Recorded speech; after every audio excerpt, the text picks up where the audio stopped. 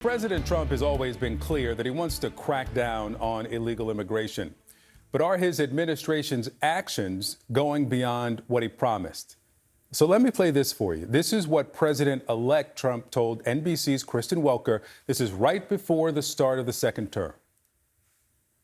I just want to make sure I'm clear, which is that you're saying, yes, you're going to focus on the people with criminal histories, but everyone who's here illegally has to go. I'm saying this. We have to get the criminals out of our country. One of Donald Trump's first executive orders promised a crackdown on illegal immigrants and criminals, specifically anyone threatening the safety or security of the American people.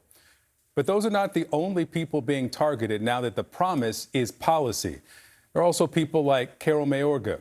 She's a mother of three who's lived in rural Missouri for almost 20 years. And according to NPR's St. Louis station, Mayorga was arrested and shackled when she tried to renew her employment authorization document. A customer at the breakfast joint where she works, that person every day told the station this about her arrest and possible deportation. 95% of the people here support Donald Trump. I do too, but this is wrong. There's also the case of Dylan. He's 20 years old from Venezuela, no criminal record, according to a teachers union. He was detained in New York after a judge dismissed his immigration proceedings. Protests have since broken out over his arrest. Those are just two of the cases that surfaced this week alone, and now their communities are rallying around them. They're protesting. They're holding fundraisers for legal fees. Neighbors are speaking out as character witnesses, even if they voted for the very administration carrying out these efforts. A similar story has been playing out in a small town in Georgia. 19-year-old Jimena Arias Cristobal was wrongfully pulled over in Dalton earlier this month. Now, Dalton police admit the arrest was a mistake. She was detained for 2.5 weeks by federal authorities. Jimena is now out of ICE detention. In her corner has been a Republican state lawmaker, Representative Casey Carpenter. He wrote a letter advocating for her release, calling her a person of high moral character. And he has launched a petition asking Congress to overhaul the immigration system. The state representative Casey Carpenter and Jimena Arias Cristobal are both with me now. Thank you for being here. And Representative Carpenter, let me start with you.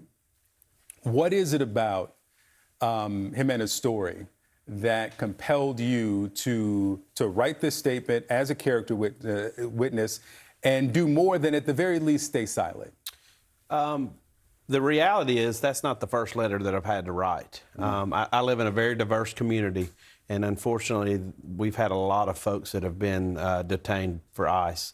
Jimena struck a chord among our community, got a huge outpouring of support. But for me personally, you know, we have friends that know each other. We attend the same church. We attended the same high school. She goes to Dalton State. Just a great, great kid with a bright, bright future. And I thought it was an easy letter to write to support this young lady. Jimena, did you expect at the start of the administration that you would have to be on heightened alert, considering the characterization of what the president said would be his priority, those who threaten safety of communities? Did not think so. It never crossed my mind, since he did say he was going to get all the criminals, and I didn't fall into that category. You've been released from ICE detention, but you could still be deported. You left Mexico when you were how old? 4 years old.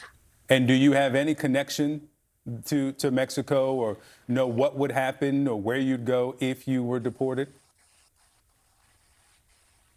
Absolutely not. I know I have family in Mexico, but I don't really know them. So it would be very hard to go to Mexico and start fresh. Yeah.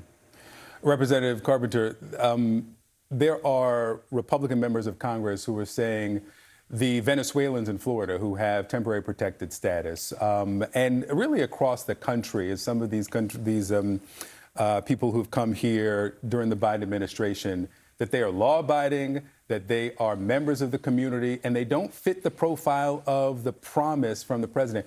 Why is this now spreading to raids of restaurants, arresting college students? Why do you think that has become part of the priority for the administration? I don't know that it's necessarily a priority of the administration. I think, unfortunately, if you don't clarify with law enforcement who they're supposed to detain, they have to detain everybody. Yeah. You know, in the state of Georgia, if you get caught jaywalking and you don't have legal status, they have to detain you. We have to develop a system that says, you know, these people are really a danger to society. Detain these people. There's not enough funds to run all these people out of the country. So let's focus on it's like triage, right?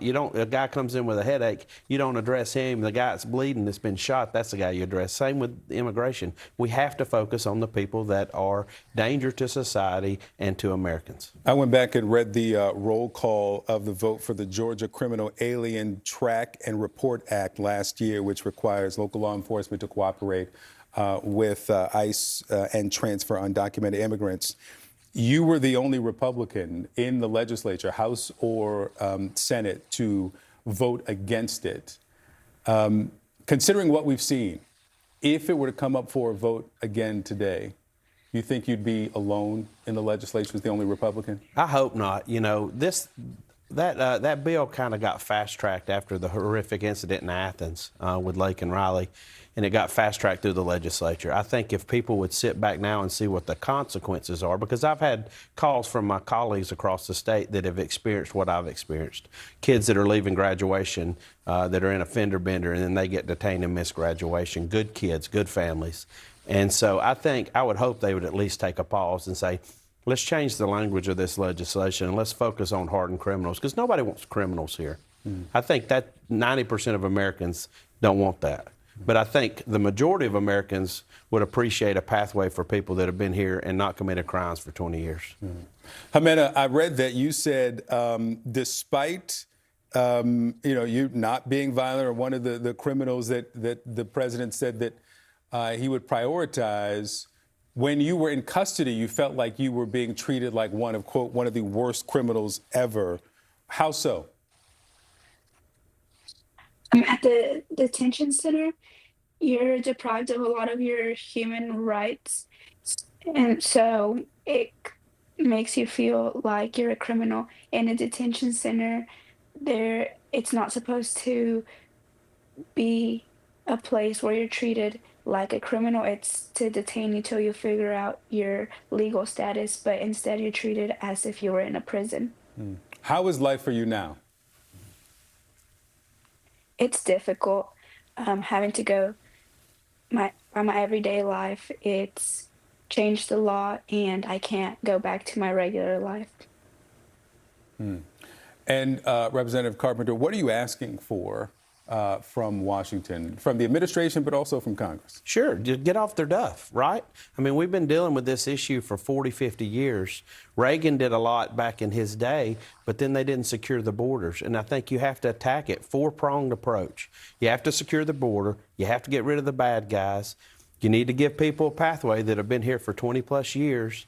And then you also need to speed up the process for others to come in the country. Private industry needs employees. If we're going to have tariffs that bring business back to the United States, we're going to need workers. So we need an efficient system for visas, et cetera.